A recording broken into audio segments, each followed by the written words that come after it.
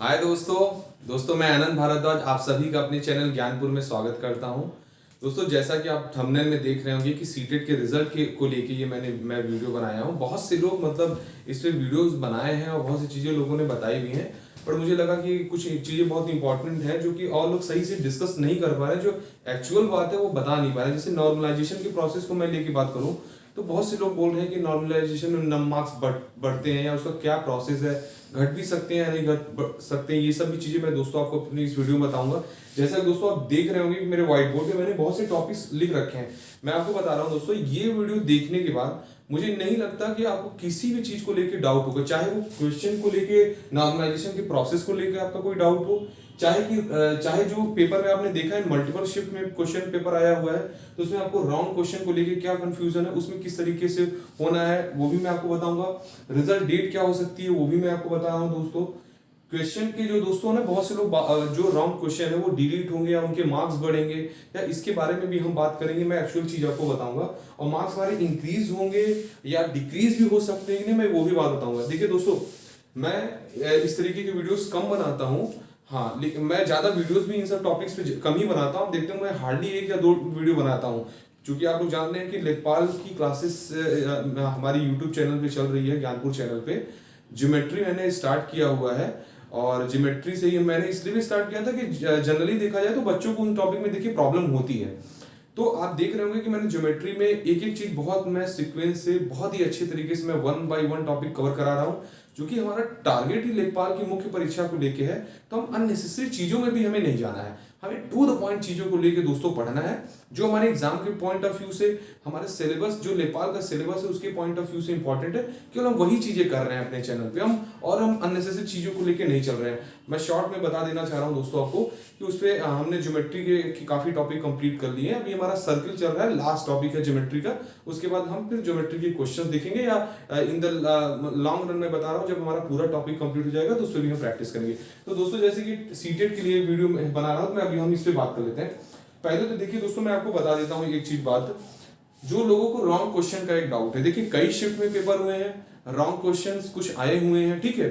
मैं आपको पहले ही बता देता हूँ एक चीज, ये बात एकदम आप दिमाग में रख लीजिए दोस्तों। जो भी रॉन्ग क्वेश्चन आए हुए हैं, जो भी रॉन्ग क्वेश्चन पेपर में आए हुए हैं, चाहे वो प्रिंटेड फॉर्म में गलतियां हो या पेपर में कुछ मतलब दिया हो, मतलब उसमें हो सकता है कि न्यूमेरिक वर्ड या कुछ हो सकता है, उनमें जो भी रॉन्ग होगा, आप ये समझो जो भी दोस्तों क्वेश्चन रॉन्ग दिए हुए हैं उन सभी में दोस्तों आपको मार्क्स मिलेंगे। आप ये याद रखिएगा। तो आप एक बात एकदम अच्छे से याद रखिए, रॉन्ग क्वेश्चन के आपको क्या होंगे, मार्क्स मिलेंगे।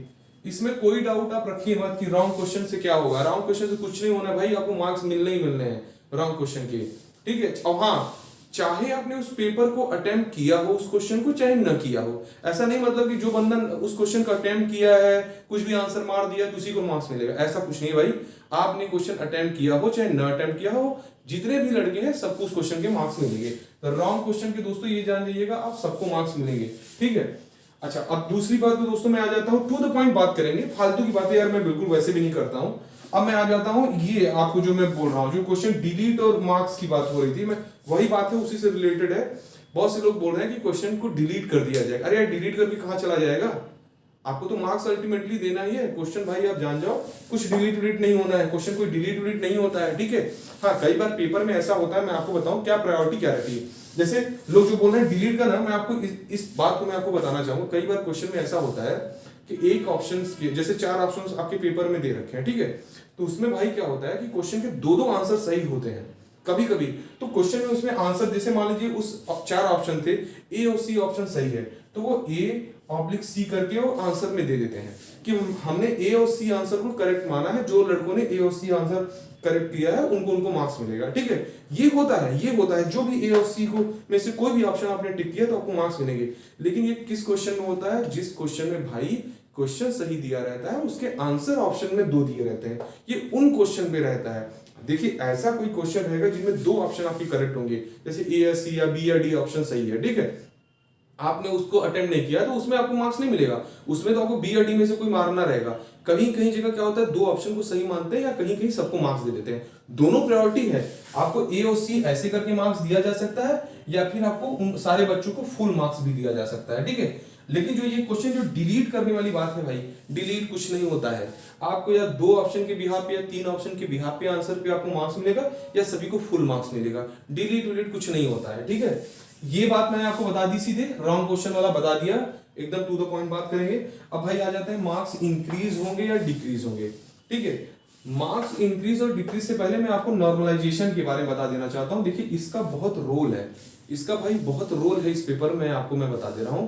जैसे मैं अपनी बात करूं, मैं अपना एक एक्सपीरियंस शेयर करूं भाई, तो जो जब रेलवे का जो एनटीपीसी, अच्छा मैं आपको भी इस नॉर्मलाइजेशन के प्रोसेस का क्या रूल हो सकता है मैं वो भी आपको इस तरीके से डिस्कस करूंगा कि जो नेशनल टेस्टिंग एजेंसी देखिए एग्जाम कंडक्ट कराती है, आपको याद होगा इस बार का जो हाईकोर्ट आरओ एआरओ का एग्जाम हुआ है, एपीएस का एग्जाम है, उसको किसने कराया? हाई कोर्ट ने कराया, सॉरी एनटीए ने कराया, नेशनल टेस्टिंग एजेंसी ने। और सीटेट का एग्जाम भी किसने कराया? नेशनल टेस्टिंग एजेंसी से। तो ये मतलब पॉसिबिलिटी हो सकती है कि जो आपका इन्होंने ये नॉर्मलाइजेशन का प्रोसेस जो ये हाई कोर्ट में फॉलो करेंगे, ये हो सकता है may be, it could be possible, but मैं बोल नहीं सकता, मैं कंफर्म हो सकता है ये सेम नॉर्मलाइजेशन का प्रोसेस यहाँ भी अप्लाई कर सकते हैं, बट ठीक है। बट मैं जनरल आपको प्रोसेस बताऊं नॉर्मलाइजेशन का दोस्तों, क्योंकि मैं बहुत बड़ा इसका फार्मूला होता है, मैं आपको बताऊं। अब मैं उस फार्मूले पे आपको नहीं लेके जा रहा हूं, फालतू फिर वीडियो बड़ी होगी, उस पे नहीं जा रहा हूं, मैं सीधे सीधे आपको बता दे रहा हूं। इसमें दोस्तों सारे शिफ्ट, जितने भी शिफ्ट में आपके सीटेट के पेपर हुए हैं, उनमें 0.1% जो टॉप कैंडिडेट हैं उनका एक तो नॉर्मलाइज स्कोर निकाला जाएगा, एवरेज स्कोर मान सकते हैं उसको, कह सकते हैं। उसके बाद आपके शिफ्ट में जो भी कैंडिडेट अपीयर हुए हैं उनमें जो टॉप के 0.1% है उनका एवरेज निकाला जाता है। फिर दोस्तों क्या होता है, स्टैंडर्ड डेविएशन उसका निकाला जाता है। फिर आपके उस शिफ्ट में कितने मार्क्स हैं उनका कैलकुलेशन होता है। फिर ये थोड़ा लंबा प्रोसेस है, मैं आपको ऐसे बताऊं ना तो ऐसे नहीं क्लियर हो पाएगा, मैं आपको इतना बता दे रहा हूं, आप इसमें मत जाइए। बहुत से लोग बोल रहे हैं, मैंने यूट्यूब पे भी देखा, यार कहां से ऐसी बातें लेके आते हो, मुझे नहीं समझ आता। आप बात को थोड़ा मेरे समझने की कोशिश करिए। बहुत से लोग बोल रहे हैं कि आपके शिफ्ट में जितने लोग, जैसे लोग बोल रहे हैं कि मान लीजिए कोई शिफ्ट 1 है, इसमें एवरेज मार्क्स आया है 80 मार्क्स, शिफ्ट 2 में एवरेज मार्क्स आया है 90, शिफ्ट 3 में एवरेज मार्क्स आया है 100। तो भाई इसमें ये बोलते हैं शिफ्ट 3 में एवरेज मार्क्स आया है 100, फिर ये क्या बोल रहे हैं, इसमें क्या होगा, ये मान लीजिए टफ शिफ्ट है तो ये बोल रहे हैं कि भाई आपका 10 मार्क्स बढ़ जाएगा, आपके 20 मार्क्स बढ़ जाएंगे। ऐसे नहीं होता भाई कि 20 मार्क्स बढ़ जाएंगे। इसका मतलब तो ये हो गया कि सबके मार्क्स बढ़ेंगे, मार्क्स केवल बढ़ते नहीं है, आप ये समझो मार्क्स बढ़ते नहीं है। ये बोल रहे हैं कि ऐसे से सारे शिफ्ट का एवरेज निकाल लेंगे, फर्स्ट शिफ्ट का, सेकंड शिफ्ट का, थर्ड शिफ्ट का, फिर इन तीनों शिफ्ट का एवरेज निकाल देंगे। मान लीजिए तीनों शिफ्ट का एवरेज मान लिया मैं 90 बोल देता हूं, ठीक है। इसका मतलब ये बोल देंगे ये शिफ्ट आसान थी, ये शिफ्ट टफ थी, ये शिफ्ट आसान थी, ये शिफ्ट टफ थी, ये शिफ्ट टफ है तो इसके 10 मार्क्स बढ़ जाएंगे। ऐसा कुछ नहीं होता है नॉर्मलाइजेशन प्रोसेस में। किसी एक पॉइंट को आप केवल आप वेटेज एवरेज निकाल के आप सबका नॉर्मलाइजेशन वैल्यू निकाल दोगे, ऐसा नहीं होता। मैं जो आपको बता रहा हूं 0.1% टॉप कैंडिडेट लेते हैं, ऑल द शिफ्ट मतलब जितने भी शिफ्ट आपके हुए हैं सीटेट में उनका निकाला जाएगा एवरेज। फिर आपके शिफ्ट में कितने बंदे अपीयर हुए उनके 0.1 टॉप 0.1% का एवरेज निकाला जाएगा, स्टैंडर्ड डेविएशन निकाला जाएगा। फिर आपके उस शिफ्ट में कितने मार्क्स हैं उनका कैलकुलेशन होगा। उसके बाद जो वो लेंथी फॉर्मूला उसमें पुट करके तब ये आंसर आता है, ठीक है। तो ये सब बेकार की बातें हैं, बेकार की बातें हैं भाई, इन सब फालतू चीजों पढ़ो मत, ठीक है। तो नॉर्मलाइजेशन का तो मतलब आप ये समझ लो, ठीक है। अब देखिए मैं जो मेन बात है नॉर्मलाइजेशन से जो रिलेटेड जो मेन बात है मैं आपको बताना चाह रहा हूँ, मार्क्स इंक्रीज होंगे या डिक्रीज होंगे। अब मैं इसमें आपको एक अपना पर्सनल एक्सपीरियंस भी शेयर करना चाह रहा हूँ दोस्तों।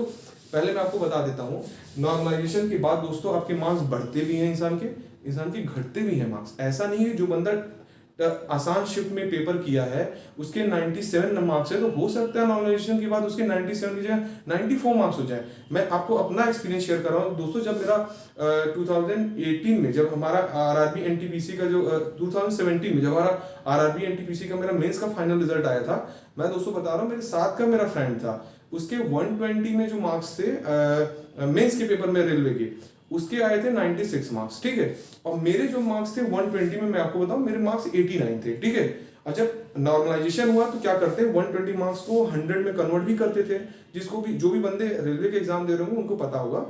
तो वहां पे जब नॉर्मलाइजेशन किया मेरे थे 120 में वो 87 मार्क्स 87 थे या 89 थे। और जो वो बंदा था मेरा साथ का जो मेरा फ्रेंड था उसके थे 95 या 96 मार्क्स थे। नॉर्मलाइजेशन की बात मैं बता रहा हूँ भाई, उसके 100 में उसके 75 मार्क्स थे, 75। और मेरे जो थे दोस्तों 100 में वो 81 मार्क्स थे। मेरे भी मार्क्स कम हुए, उनका भी मार्क्स कम हुआ, ठीक है। अब उसका सोचिए 75 मार्क्स हो गया, अनफॉर्चुनेटली उसका सिलेक्शन नहीं हो पाया। और फिर मेरा मतलब रेलवे में सेंट्रल रेलवे मेरा स्टेशन मास्टर में सिलेक्शन हुआ था। मैं बता चुका हूँ, ये सब बेकार की बातें हैं। तो मैं कहने का मतलब क्या है, मेरी बात समझो आप। नॉर्मलाइजेशन में क्या होता है भाई, मार्क्स घटते भी है, मार्क्स बढ़ते भी हैं। It depends upon difficulty level, क्या कि आपके शिफ्ट का डिफिकल्टी लेवल क्या था। और इससे भी नहीं मतलब होता है, लोग बोलते हैं कि यार आपने क्वेश्चन ज्यादा अटेम्प्ट कर दिए तो आपके मार्क्स कम हो जाएंगे। ऐसा कुछ नहीं होता भाई। क्वेश्चन अटेम्प्ट करने से नॉर्मलाइजेशन पे कोई फर्क नहीं पड़ता है। सीधी सीधी बात जान जाओ, आपके जो फाइनल मार्क्स आ रहे हैं नेगेटिव करने के बाद, मतलब जो नेगेटिव जो मार्क्स आपके बनते हैं उनको माइनस करने के बाद, अब सीटेड में तो नेगेटिव है नहीं तो इसकी तो कोई बात ही नहीं। तो मेनली क्या होता है कि आपके मार्क्स फाइनल कितने आ रहे हैं, उस मार्क्स के बिहाफ पे आपका नंबर नॉर्मलाइज होता है, और आपका शिफ्ट कैसा था उसके बिहाफ पे। ठीक है, तो आप ये बात जान जाओ कि आपके जो दोस्तों मार्क्स है ना, मार्क्स जो है नॉर्मलाइजेशन के बाद आपकी इंक्रीज भी होते हैं, डिक्रीज भी होते हैं। बट क्या होता है, एनटीए अपने सारे, मैं एनटीए का बात बताऊं, हाईकोर्ट के एग्जाम हुए थे या और भी एग्जाम जैसे आपके सीटेट का एग्जाम मैं बताऊं, एनटीए क्या करता है, मतलब ये मेंटेन करना चाहता है कि अब भाई सिलेबस जो भी पैटर्न का एक लेवल है ना, जैसे मैं आपको बताऊं सीजन में जो पहले एग्जाम होते थे नॉर्मलाइजेशन वो नो डाउट वो करते थे, बट क्या था कि पेपर का डिफिकल्टी लेवल काफी डिफरेंस होता है। बट मैं आपको बताऊं सीटेट के पेपर में, एनटीए ने अभी जो एग्जाम कंडक्ट करा हाईकोर्ट आरओ को, शायद सिर्फ मैं पेपर की मैं बात करूं भाई आपको, तो मैंने क्वेश्चन पेपर बाद में मैंने देखा, मैं आपको बताऊं कि पेपर में बहुत ज्यादा डिफरेंस नहीं था उनकी डिफिकल्टी लेवल पे। तो इसमें मुझे नहीं लगता कि बहुत ज्यादा अप्स एंड डाउन्स आएंगे।